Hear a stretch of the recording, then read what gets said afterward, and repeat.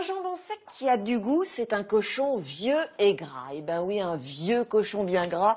Bonjour à tous. L'équation de la qualité, elle est très simple. On ne peut pas se régaler avec un jambon cru si le cochon est parti à l'abattoir, trop jeune et trop maigrichon, par souci de rentabilité. Alors moi, aujourd'hui, je vous emmène dans l'univers des Serrano, Parme et autres sans Daniel, appellation fourre-tout, parfois trompeuse. Tiens, savez-vous par exemple, le Caoste, qu'on met pourtant très en avant en termes de vente, ne correspond à aucun cahier des charges en termes de production, ni à aucune origine géographique. Et le jambon n'est pas épargné par les délocalisations dans les pays de l'Est ou en Chine. Alors vous allez me dire comment s'y retrouver. Comment expliquer qu'un jambon soit vendu 10 à 20 euros le kilo et un autre 300 euros le kilo? Et surtout, la vraie question, est-ce que ça vaut le coup de mettre aussi cher? Jambon d'exception pour le meilleur et pour le pire, c'est une enquête signée Gilles Demestre.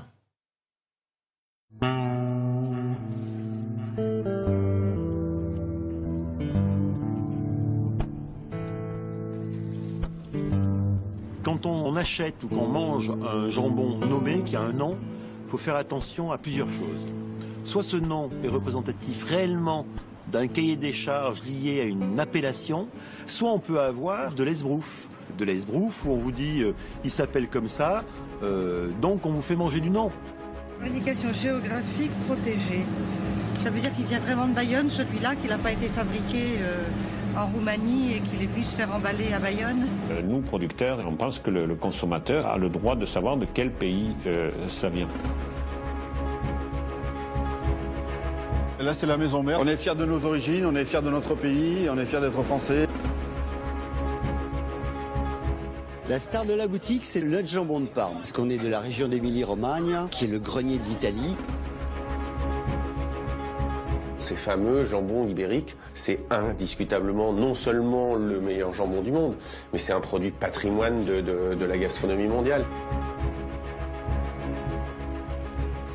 On est en train de parler de produits d'exception, ce qui était, il n'y a pas si longtemps, le quotidien des fermes et des campagnes. Chacun est fier de son territoire et, voilà, et de sa culture.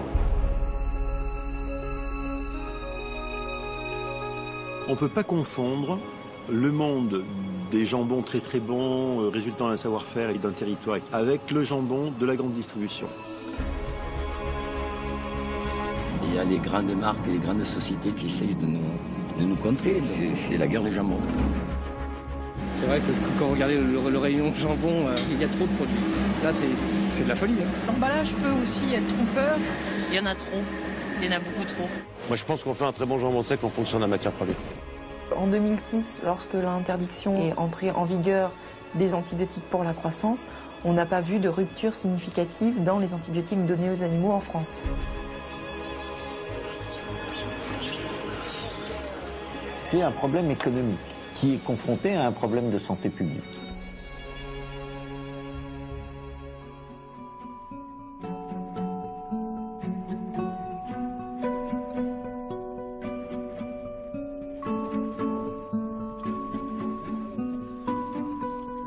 Pata Negra, Bayonne, Auvergne, Serrano, Parme ou San Daniel, plus que du jambon, des produits gastronomiques exceptionnels, rares et souvent inaccessibles.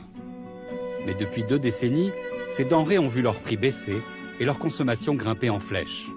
Les Français ont consommé 65 000 tonnes de jambon sec en 2012 et ce marché est en hausse de 6% par an. Les consommateurs, même s'ils sont souvent perdus face à la profusion de l'offre, peuvent désormais s'en procurer pour une somme modique dans n'importe quel supermarché. Alors, du terroir à l'assiette, comment le jambon sec, produit de luxe, est devenu un banal aliment du quotidien, avec toutes les concessions que cela implique au niveau du goût et les conséquences que cela pourrait avoir sur notre santé.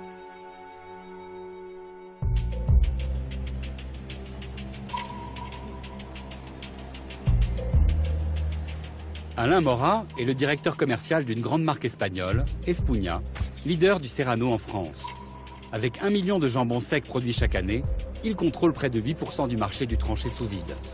Son passage chez Alain Delprat, patron d'un Super U en banlieue parisienne, est l'occasion de vérifier comment ces barquettes sont présentées aux consommateurs. Le produit, il est lisible, on le voit, on sait ce qu'on va manger, on sait ce qu'on va avoir dans son assiette. Trop de marketing, finalement on fait passer des messages et on oublie le produit.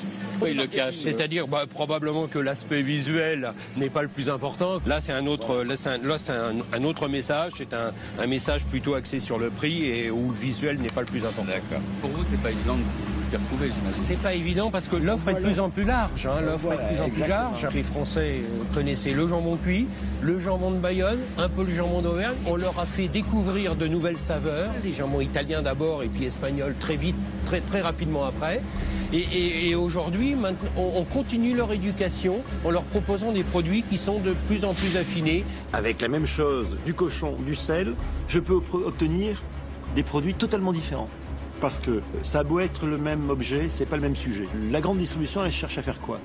Du bénéfice et à rémunérer ses actionnaires, en mettant à disposition la plus grande quantité, le moins cher possible, au prix du plus grand nombre de consommateurs.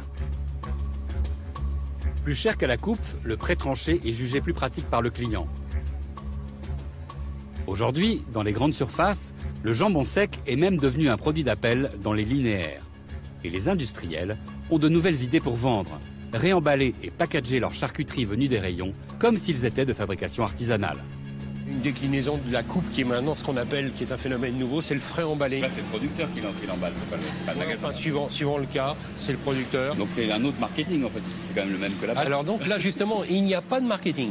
L'inconvénient de la coupe, c'est, et vous le voyez, le client attend et aujourd'hui le client est pressé et doit pouvoir faire ses courses rapidement. Ça arrive même de rejeter des jambons? Si effectivement on mettait sur le marché certains produits que nous dégustons quelquefois, ça serait faire prendre beaucoup de risques à nos consommateurs.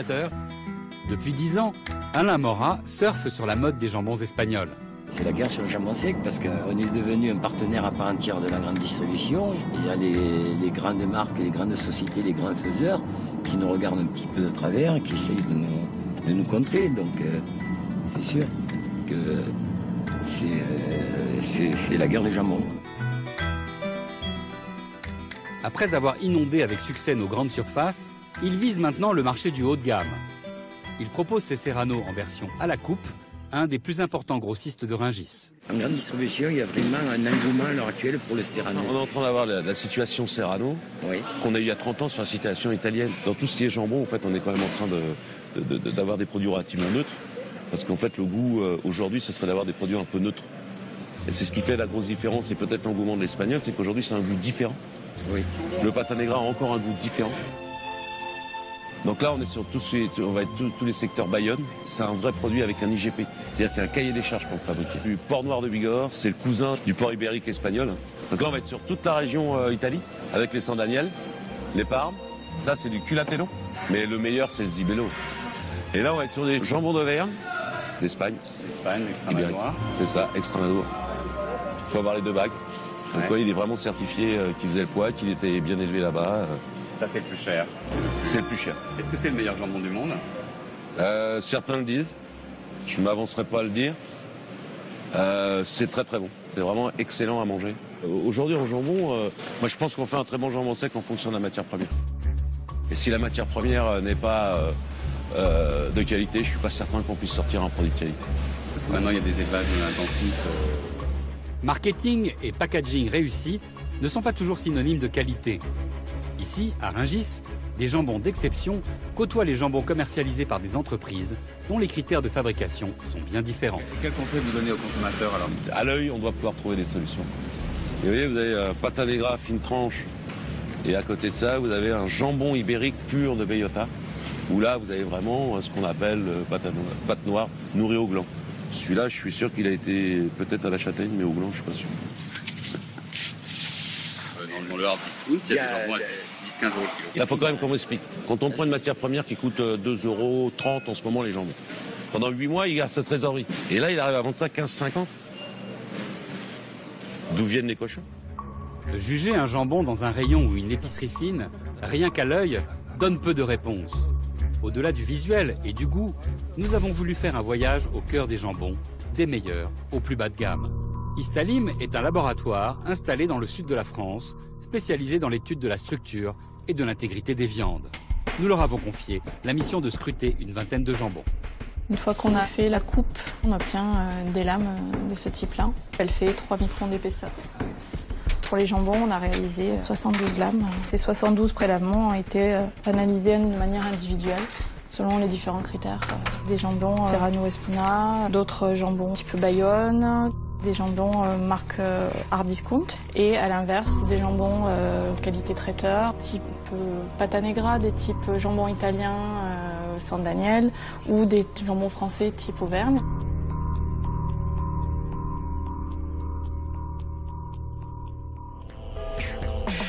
Et le haut de gamme, c'est le Pata Negra. On voit que la fibre musculaire est entièrement lisse. Ça montre bien que le sel a fait tout son travail. Et ce qui est assez typique de ce genre de jambon, c'est la présence de gras sous forme de collier de perles qu'on voit ici. C'est une caractéristique qui correspond principalement à l'origine des porcs. Sur un jambon San Daniel, où le gras va être plus entre les faisceaux de fibres musculaires et beaucoup moins infiltré. Donc pas du tout la même architecture de fibres musculaires, donc c'est pas du tout les mêmes porcs qui sont choisis. Le jambon d'Auvergne a également une complète dénaturation de la fibre. Ces 3 jambons-là sont des jambons très artisanaux en fait. Voilà, chacun sont représentants d'un terroir, d'un procédé particulier.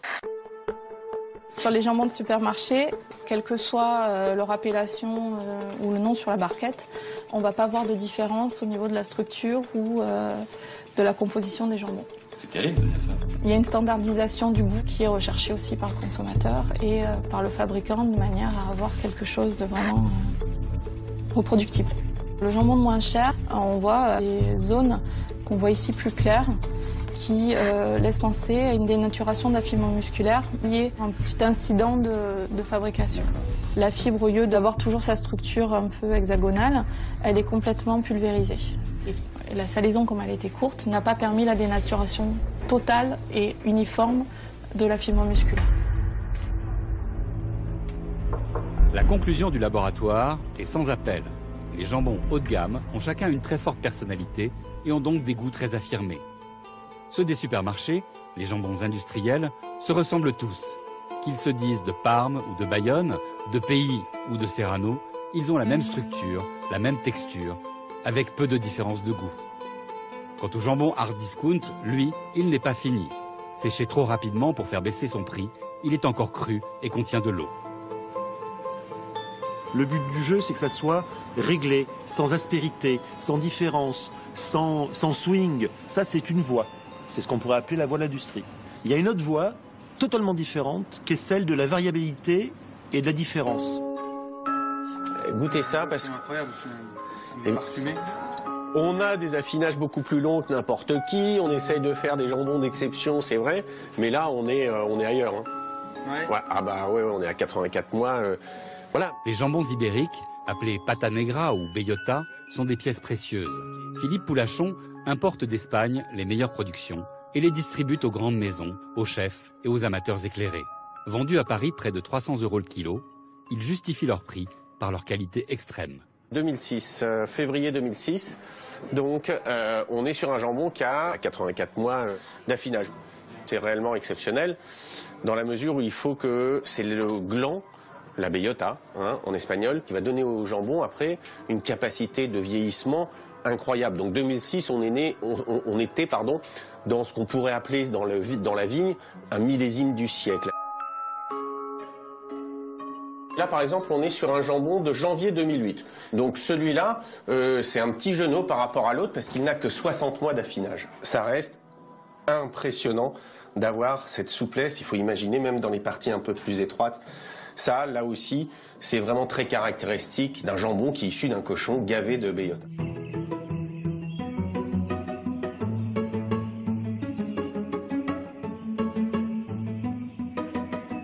Pour profiter au mieux des qualités organoleptiques de ce jambon, il faut le consommer à une température que je qualifierais d'andalouse. En Andalousie, ils ont de la chance, la température moyenne est quand même agréable. C'est un jambon qui a besoin de suer, de transpirer, un peu comme pour un grand vin. C'est un jambon qui a besoin de monter en température. Voilà. Et l'intérêt de la découpe à la main avec donc des pétales qui comportent toujours à la fois du maigre et du gras parce que le goût est également dans le gras. Donc là, on va goûter. Allez. Pour moi, la texture d'un jambon ibérique, c'est à la fois l'amplitude aromatique, c'est-à-dire ça remplit la bouche, mais après, on a ces arômes qui permanent au palais. Et là, à l'instant où je vous parle, la caudalie de ce type de jambon, c'est 3-4 minutes, c'est incroyable, c'est unique. C'est quand même un jambon qui est cru et certes salé, mais 7 ans plus tard, c'est une impression, ça renvoie sur l'univers du sucré. Ces cristaux-là, c'est ce qu'on appelle des cristaux de tyrosine, et c'est au-delà d'une durée qu'on évalue aujourd'hui au minimum à l'ordre de 2 ans qu'apparaissent ces formations cristallines. Donc un jambon de qualité doit présenter ces formations, ces cristallisations de tyrosine, je répète, c'est absolument pas salé, qui au moins garantissent qu'il y a eu une durée d'affinage de l'ordre de 24 mois. Bon, le dortoir des jambons, viens voir. Philippe Poulachon est ambassadeur de ce savoir-faire unique depuis presque 20 ans. Dès sa première dégustation, il n'a eu cesse de connaître ce jambon et d'en devenir un des ultra-spécialistes.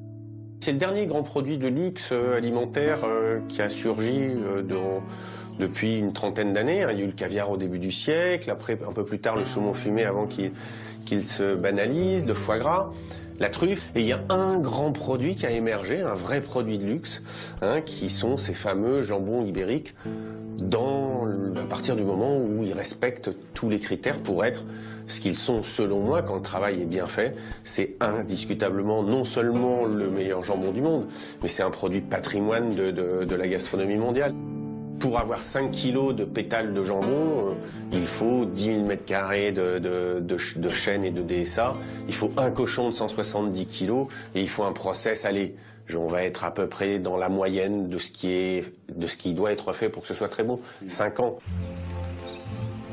La DSA, cette forêt de chêne, c'est là où on va retrouver les 4 appellations d'origine, la vallée de Los Pedroches au nord de Cordoue, l'appellation d'origine Huelva qui comporte le village célèbre ou connu de Jabugo, l'appellation d'origine DSA d'Extrémadure et le fameux village de Guijuelo, là on est en Castille-Mancha. L'histoire en fait elle commence ici, là-bas au fond, il y a le petit cochon noir, et c'est là où l'histoire commence. Gracias. No te preocupes. Emiliano. Il y a 2 grandes races de cochons dans le monde. Le plus courant, le porc celtique, appelé aussi porc blanc, qui donne la plupart des jambons à travers le monde. Et le porc ibérique, très rare, et que l'on trouve essentiellement en Espagne et au Portugal, et qui donne le fameux bellota. Ça c'est un gland de Encina, c'est celui qu'il préfère. Donc il faut attendre que les glands tombent, c'est ce qu'on appelle d'ailleurs la montanera, donc là on est dans la DSA.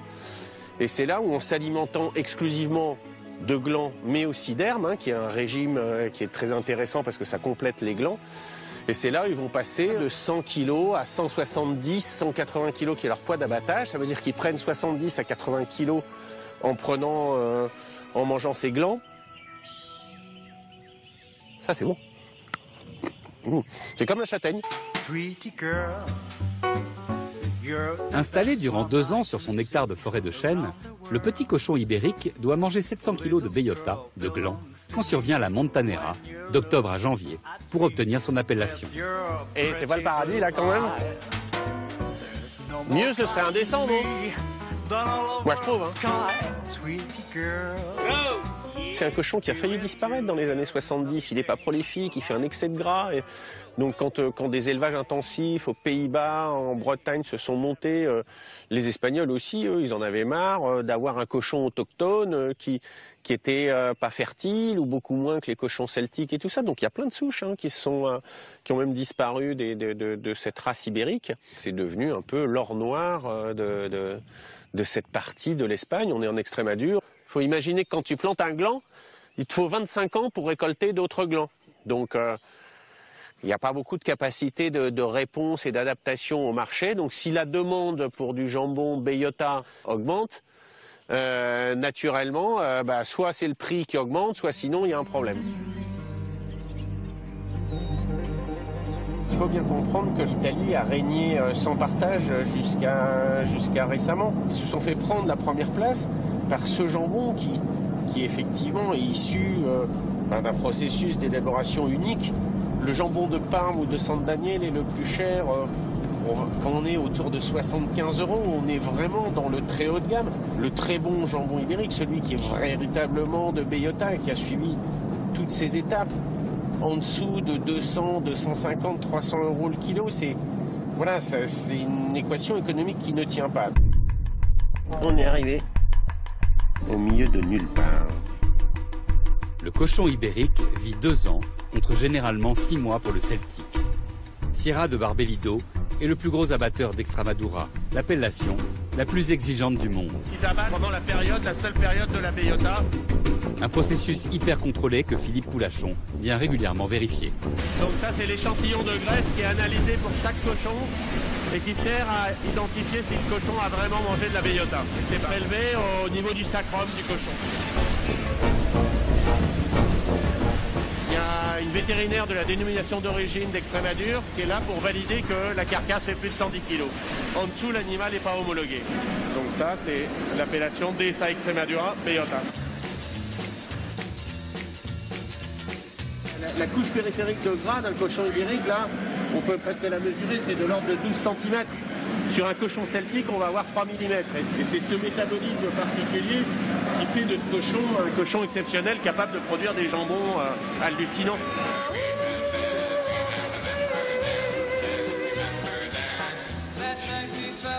Les gens ont des couteaux qui coupent bien. Hein. Pour faire la cuisine, ce serait cool, ça. C'est vraiment là où on fait les pièces nobles, les palettes, les jambons. C'est là où on leur donne une forme quasi définitive. Et là, on a donc le sceau du ministère de l'Agriculture, de la Pêche et de l'Alimentation.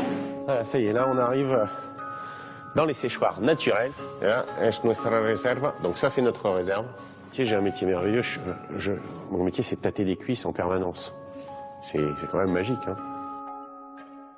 Le niveau moyen de qualité ici, c'est quand même exceptionnel. Donc là, on est sur des jambons qui sont véritablement issus du porc ibérique 100%. D'ailleurs, c'est un des producteurs qui se bat pour réserver l'appellation ibérique à des porcs ibériques purs. Par percha, là on appelle ça une percha, il y a 60 jambons. Donc si on considère, allez, on va dire un chiffre, 200 € par jambon, il y a 25 perchas dans la profondeur. C'est-à-dire on a à peu près, ici on a 300 000 € d'immobilisation. Donc dans chaque bodega, on a un peu plus de 2 millions d'euros de jambon. Il y a 9 bodegas ici, donc voilà, il ne faut pas dire où on est en fait.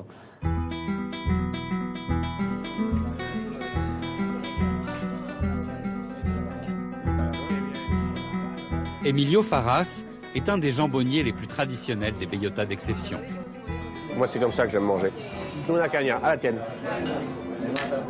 Quircus, son entreprise, est installée près de Guijuelo, à 1000 mètres d'altitude. 100 000 jambons sèchent dans ses séchoirs. Alors là, on est sur ce qu'on appelle la coupe en V. Il faut imaginer que ces jambons-là, nous, on les aura dans à peu près 4 à 5 ans. Hein. Là, on est sur une méthode traditionnelle. On fait des pyramides de jambon. C'est comme ça que faisait le grand-père, le père. Ce qui fait la particularité de l'élaboration traditionnelle de ces jambons, c'est qu'ils sèchent uniquement de manière totalement naturelle. Il y a des fenêtres avec des persiennes.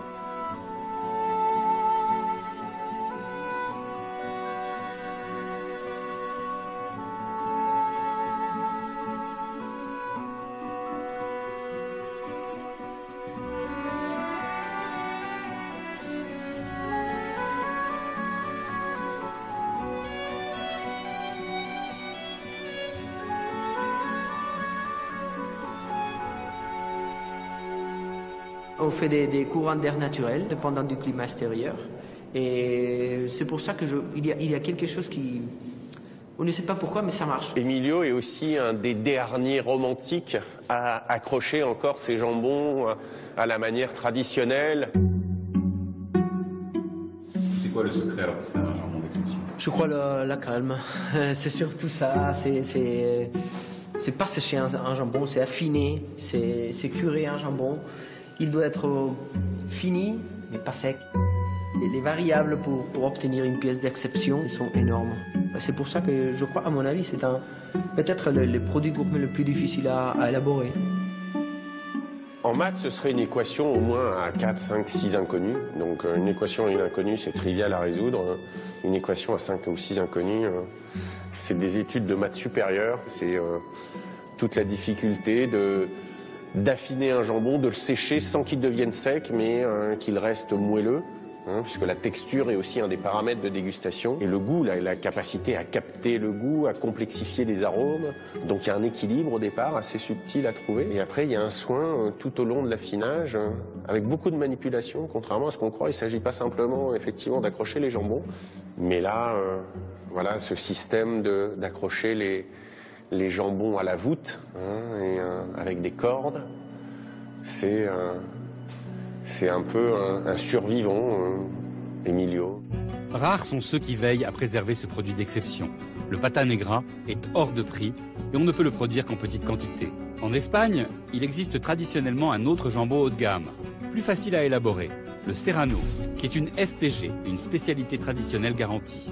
Cette norme européenne fixe quelques règles de savoir-faire pour confectionner ce jambon, mais n'impose pas de lieu de fabrication. Conclusion, n'importe qui peut en produire partout dans le monde. Nous, personnellement, nous sommes positionnés sur des produits, on va dire entre guillemets, standards, mais de qualité. Au début, c'est vrai que c'était pas facile, parce que bon, on était un Espagnol parmi tant d'autres pour aborder le marché de la grande distribution. Le marché, effectivement, il est tiré vers le haut, grâce justement au marché espagnol. Rien de plus facile alors que de tenter de copier la success story d'Espuña, dont Alain Mora est un des instigateurs. Des centaines d'industriels de l'agroalimentaire se sont ainsi emparés du serrano, en jouant avec tout l'imaginaire d'un produit du terroir et en faisant énormément baisser le coût. Mais à quel prix? Nous sommes à Albessar à Madeira, la plus grande maternité de cochons au monde. Le directeur commercial découvre cet élevage ultramoderne et totalement informatisé. Plus de 3400 truies vivent ici 2 années. Elles produisent les 100 000 porcelets par an qui seront ensuite engraissés, puis abattus à l'âge de 6 mois. Une production largement exportée en France sous forme de jambon par Espuña. L'objectif fixé est en moyenne de 50 porcelets sur 5 cycles en 2 ans. Si la truie n'a pas de petits lors du premier cycle, on l'envoie à l'abattoir. Certaines truies sont meilleures et arrivent à faire 6 ou 7 cycles. Qu'avez-vous gagné avec l'informatique? De l'efficacité. C'est son 3e accouchement. Ça améliore la rentabilité, bien sûr. La science a aussi aidé à l'amélioration de la productivité. Le but, augmenter le nombre des mamelles détruits afin de nourrir plus de porcelets. Grâce à une sélection des meilleurs, une évolution génétique a été possible. Chaque fois, elle pourra allaiter davantage de petits cochons, parce qu'il y en a qui en ont 16. Et bon, nous, on en met 12. 12 petits cochons par truie. Mais bon, il y en a qui peuvent allaiter 13. Si elle a 16 seins, disons qu'avec 13, sûr qu'elle les allaite bien. C'est comme les femmes. Elles font des infections, alors on les traite avec antibiotiques et anti-inflammatoires.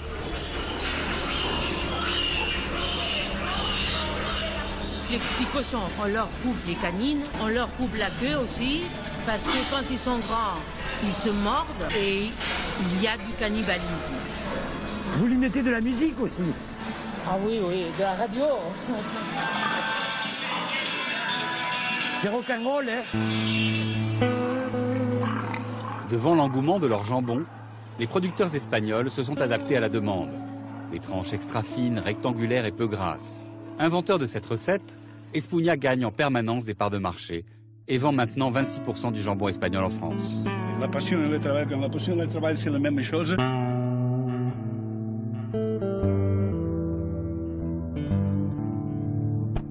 Est-ce que justement vous êtes dans une course à la productivité? Bien sûr, toutes les entreprises, nous sommes ça. Parce que des producteurs à l'Espagne, il y a, je crois, 4000. C'est pour ça que c'est un marché très compétitif sur la qualité et bien sûr sur le prix aussi. C'était une ancienne usine qu'il a acheté mon père.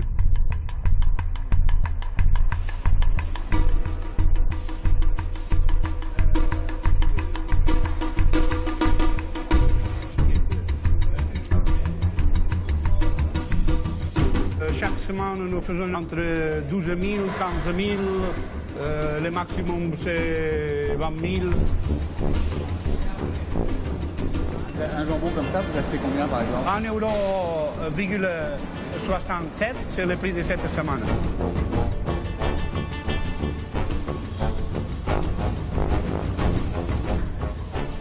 Et ici, il est l'affinage à la cave, on dit.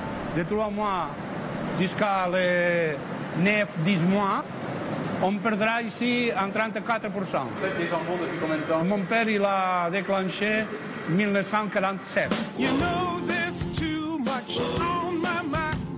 I can't sleep at night when I touch. Nous sommes très focalisés dans le pré-tranchage. Pas vendre les jambons de 7 kilos en 7 kilos, de vendre les jambons de gramme en gramme. She's a teaser, yeah, yeah, yeah. She's a teaser, you know you can't catch her. Et c'est pour ça que nous avons eu un commencement très difficile. Hein. Comme on a eu du succès, il y en a beaucoup qui nous copient même pratiquement à l'identique de nos packaging, c'est incroyable. Nous faisons un kilo, presque 3 millions de kilos pré-tranchés. En fait, toute la difficulté de votre métier, c'est de faire que chaque tranche ressemble à l'autre tranche. Exactement, exactement.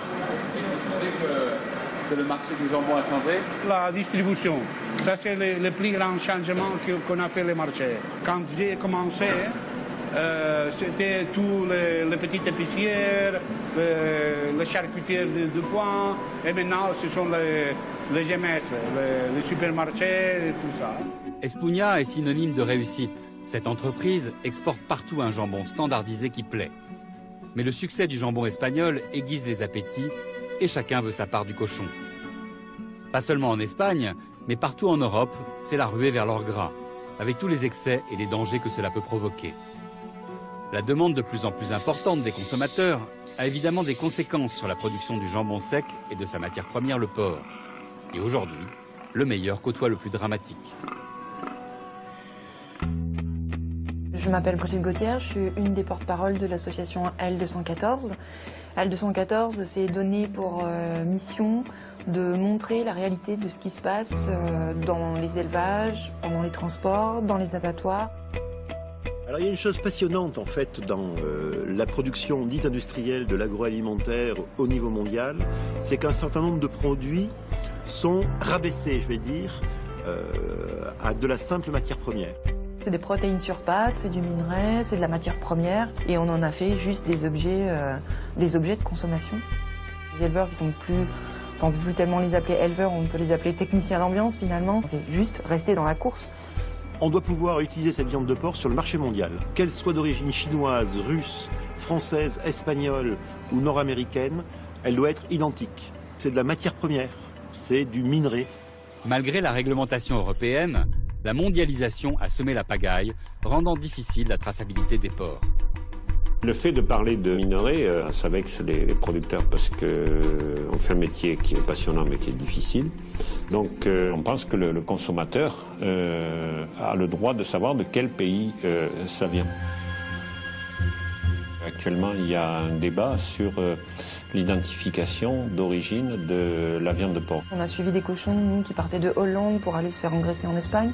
Donc il y a vraiment des animaux qui circulent dans toute l'Europe. La Commission européenne a une vision très libérale des choses. C'est origine UE ou non UE. Nous, producteurs, évidemment, nous ne partageons pas du tout cet avis. Nous pensons qu'on doit avoir une identification par pays. Et il y a des mentions aussi qui sont dangereuses. C'est transformé en France. Maintenant, les circulations d'animaux font que voilà, vous pouvez avoir un étiquetage français avec des animaux qui ont été élevés ailleurs mais abattus en France par exemple. Je me mets à la place du consommateur qui va voir transformé en France, il voit le mot France, il dit c'est bien, j'achète, et puis en réalité il a acheté quelque chose qui ne vient pas de France. Vous pouvez acheter un Serrano, en fait, qui sera un porc qui sera arrivé d'Allemagne, qui aura été transformé en France, en fait, on est d'accord. Ça peut arriver. Produire un porc en France coûte beaucoup plus cher qu'en Espagne ou en Allemagne. Alors les industriels du jambon ont intérêt à faire venir la matière première de l'étranger. Un salarié français va coûter à une entreprise 19-20 euros. Un salarié allemand va coûter entre 2 et 3 fois moins cher. Ça s'est traduit en 2012 par une baisse de 2,5% de la production. Et on s'attend en 2013 à une baisse encore plus importante de la production française. Ils arrivent sur le marché français à des prix inférieurs aux nôtres, donc c'est quand même surprenant. Enfin, c'est pas surprenant puisqu'ils ont un coût de main-d'œuvre inférieur au nôtre, plus au niveau environnemental des contraintes moindres. Mais le danger n'est pas seulement là. Augmenter la productivité jusqu'à la limite provoque des comportements irresponsables, aux conséquences incalculables pour le futur. Ce sont des animaux qui sont élevés en confinement extrême et qui sont souvent sous traitement médicamenteux de façon à leur faire tenir le coup. Il y a des anecdotes qui circulent sur le fait que quand on vous livre les porcelets, on vous livre en même temps la quantité d'antibiotiques correspondante.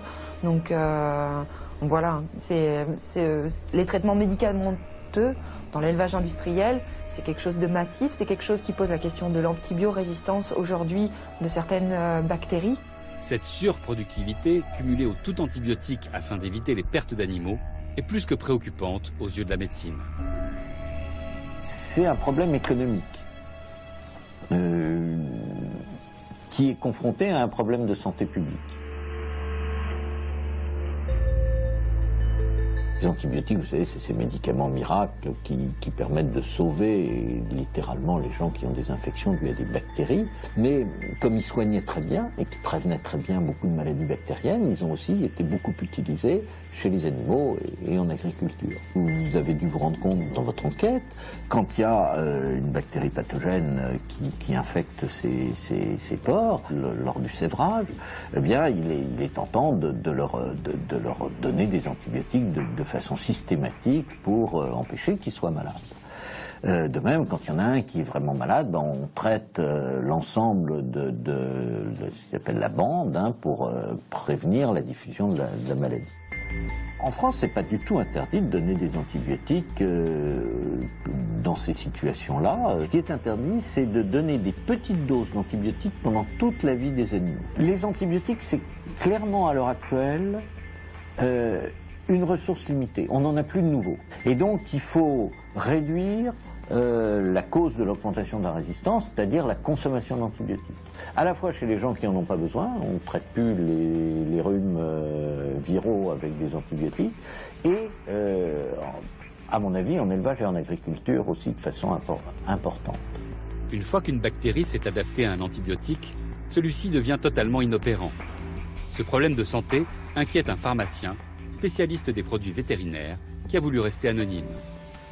Car derrière la prescription des antibiotiques, il y a surtout de gros enjeux financiers pour les vétérinaires.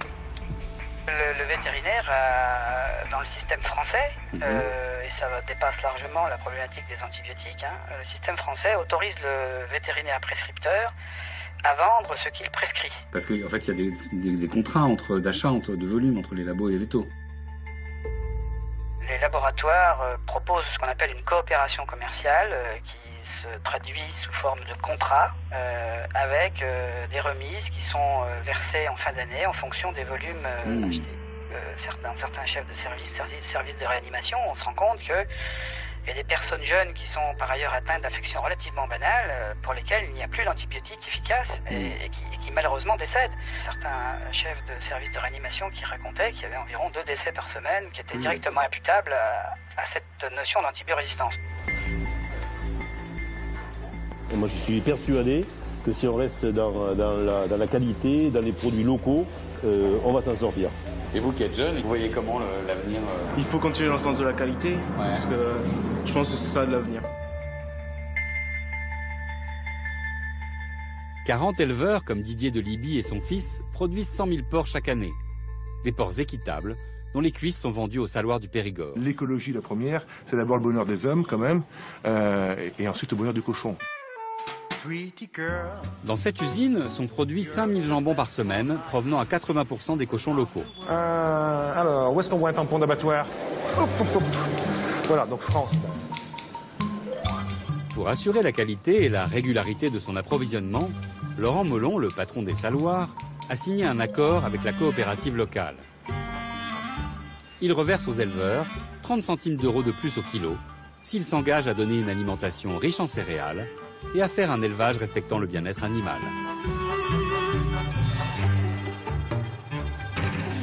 Ils sont partis pour une période en moyenne, donc 6 mois. On a présalé au départ le jambon avec un peu de sel et du salpêtre. On met juste un petit peu de sucre pour donner un peu plus de goût, mais il n'y a pas d'autres ingrédients autorisés dans la législation française. Donc en fait, on fait le jambon sec exactement comme on le faisait il y a un siècle.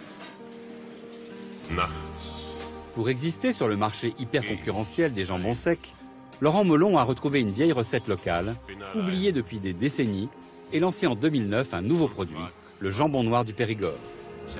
Il y avait un os au milieu de ce jambon, on l'a enlevé, on a ressoudé par la pression ce morceau de jambon. En France, on considère la charcuterie comme un produit gras. En tout cas, c'est devenu faux pour le jambon sec. D'une part parce que les porcs sont beaucoup moins gras qu'ils n'étaient il y a 30 ans, parce qu'il y a eu aussi la sélection génétique. Et je trouve que nous, dans le jambon, le plus gros du gras est enlevé. Ce jambon, aromatisé à la baie de Genévrier, apparaît maintenant dans les rayons des grandes surfaces.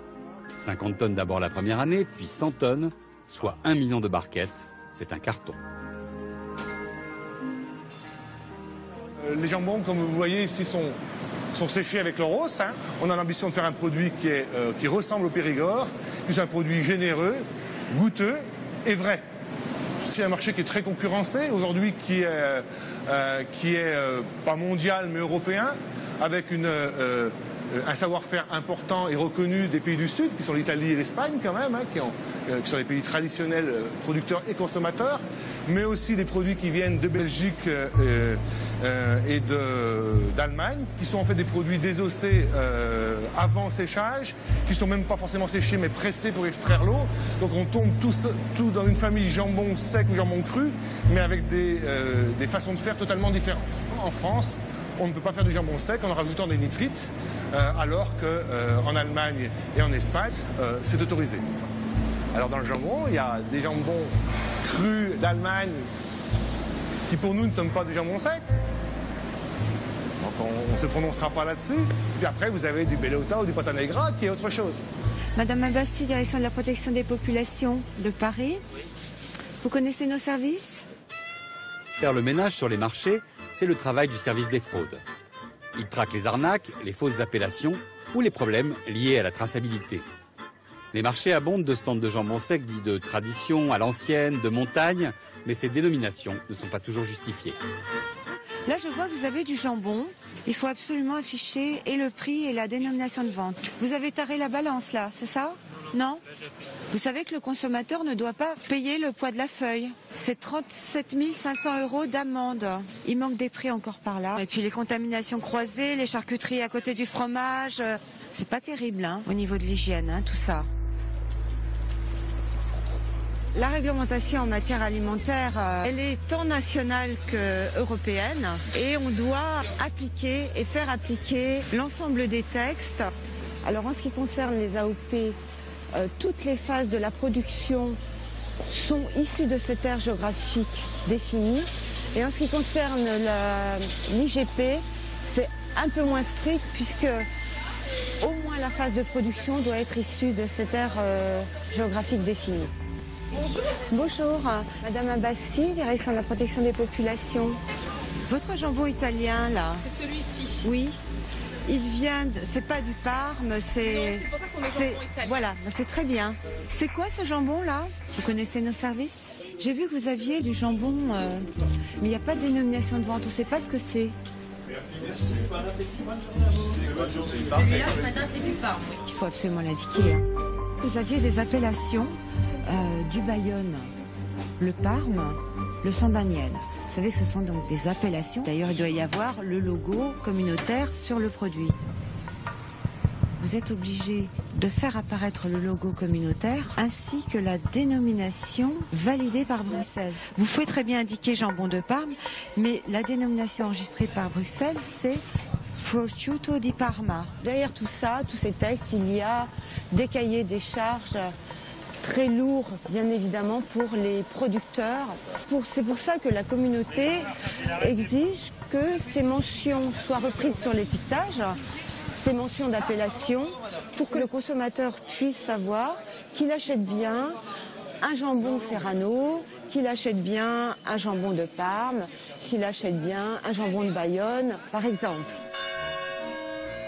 En Auvergne, on est loin de Bruxelles. Laurent Laborie produit ici des jambons artisanaux exceptionnels. Éric Roux, journaliste, écrivain, spécialiste de la culture culinaire et qui habite dans cette région, est venu en voisin.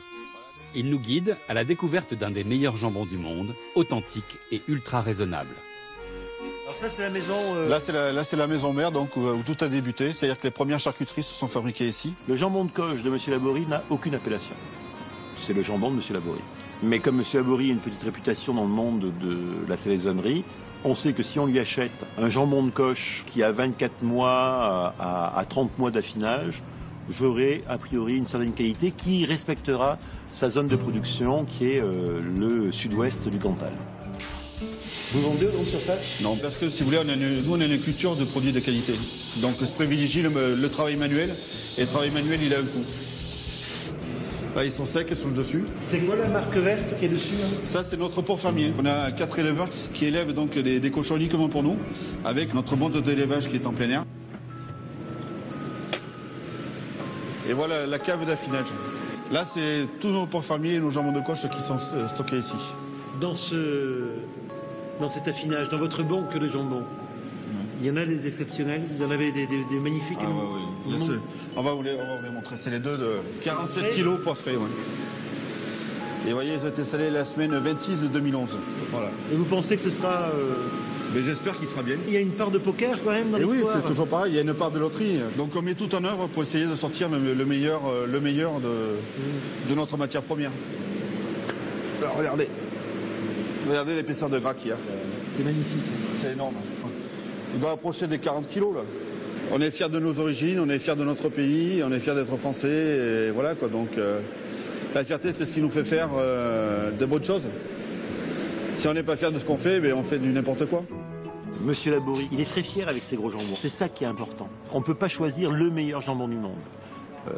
Chacun est bon dans sa culture.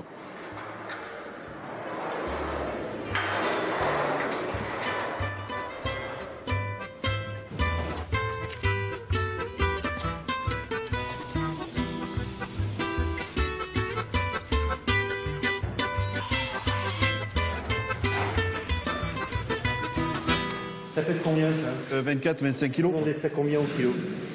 Au magasin, on le vend aux alentours de 15 € le kilo. 15 € le kilo? Au magasin. 15 €, ouais. C'est fait artisanalement? Oui. C'est maturé pendant 24 mois? Oui. Ça vous va plus que 15 €? En Auvergne, non. Ça fait maintenant une vingtaine d'années que la démarche elle est faite donc, au niveau de l'IGP d'Auvergne. Et elle est en train d'aboutir. Donc le jambon d'Auvergne sera protégé d'ici normalement en 2013-2014.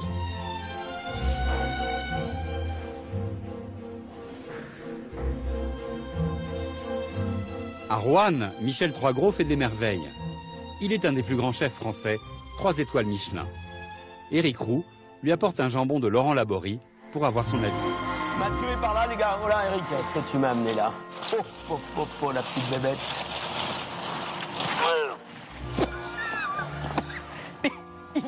La pièce faisait combien? 300 kilos? C'est des coches, ouais, pour 300 kilos. Ah, la vache. Mais ça va être un combat. Comment tu fais une pièce pareille? Mon Dieu. Ça, c'est la puissance même. C'est minéral. C'est presque... Tu vois, c'est presque du granitique même. Une pièce comme ça, là, je veux dire, par où je l'entame.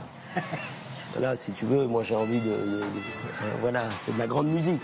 Moi j'attaquerai là, comme ça ici. Là, tu me poses un vrai problème. Non, c'est du cuir. Hein. C'est une peau en cuir. Les gars, est-ce que quelqu'un aurait une lame suffisamment lourde et affûtée pour attaquer la couenne d'un jambon comme ça? Ah, il va mieux ton couteau là. Il va mieux. Je sais pas si je suis pas que dans le... Ah non, je suis dans le... Il y a du maigre, c'est bon. Waouh, regarde comme c'est beau. Non? C'est fabuleux. Et tournez là-dessus. Cette fraîcheur extraordinaire. Quel beau produit, putain, quel beau produit. Ça, évidemment, ce que j'enlève là, c'est pas perdu. Hein. C'est presque un travail moyenâgeux, là, ce qu'on est en train de faire. Voilà. Oh putain. C'est bon, hein? Mais attends, moi j'ai jamais mangé à manger de... Moi qui suis très italien, tu sais, par mes origines, là... Mathieu, toi qui es de Bayonne, goûte-moi ça. Non, César, c'est un peu de Est-ce que tu connais la race cul noir du Limousin? C'est un cochon qui donne autant de gras que de maigre. Hein, mais c'est... Ça, c'est vraiment un truc d'amateur, quoi, voilà. Et tu vois, regarde comme la chair. Michel Troisgros sort à son tour des jambons d'exception qui séchaient dans sa cave. C'est assez exceptionnel, ça se fait dans une seule petite région, près de Parme. Le jambon est désossé, ensuite il est salé, il est emmailloté, et ensuite donc affiné, mais c'est des cochons avec une alimentation. Il y a un bouquet, il y a des arômes de l'un à l'autre qui sont très différents. Ça coûte 15 € le kilo. Culatello, on est sur un truc qui est presque inabordable. Ah ouais, le culatello, il est à plus de 100 € le kilo. Ça, on doit être à 90 peut-être, ça, quelque chose comme ça. Ça, c'était en voie de disparition. Il restait que quelques cochons. Ils ont relancé Azibello il y a 20 ans, mais il n'y en avait plus. C'était à l'abandon. Alors que c'était... mais pourquoi? Parce que l'industrie, la rentabilité, la facilité, la rapidité de croissance, voilà, tout sauf ça. La Rolls des jambons, c'est le cul noir du Limousin. Si on les écoute, la Rolls du jambon, c'est le Culatello du Zibello. Si on les écoute, c'est le jambon sec, non pas jambon cru, jambon sec d'Auvergne. Donc chacun est fier de son territoire et voilà, et de sa culture. Ce qui est extraordinaire, on est en train de parler de produits d'exception, ce qui était, il n'y a pas si longtemps, le quotidien des fermes et des campagnes. C'est quand même extraordinaire. C'est-à-dire le cochon le plus authentique, l'animal le plus commun de nos campagnes est devenu un produit d'exception servi sur les grandes tables. Les cochons sont là? Ce sont des croisés? Ah non, ils sont purs. On va assister à une matanza traditionnelle. Ah non, là, il ne faut pas filmer.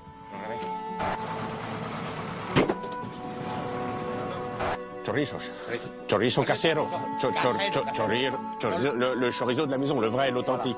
En tuant l'animal comme ça, la viande a un meilleur goût qu'à l'abattoir. Ça, c'est Modesto qui a fait le jamon. Ce jambon, là, il sèche ici dans votre cuisine. Oui, oui.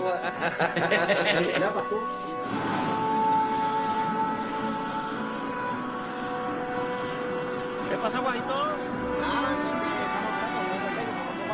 La palette à l'avant et à l'arrière, un jamon. En Espagne, pour le meilleur et pour le pire, il y a une conservation des traditions qui est à la fois bénéfique au maintien de savoir-faire transmis, comme on dit, de bisabuelo en abuelo, c'est-à-dire d'arrière-grand-mère ou grand-père en grand-père, en père, en fils. C'est vrai que si inversement on doit apporter un progrès, il est long à faire accepter parce que la tradition est d'une inertie gigantesque pour le meilleur et pour le pire.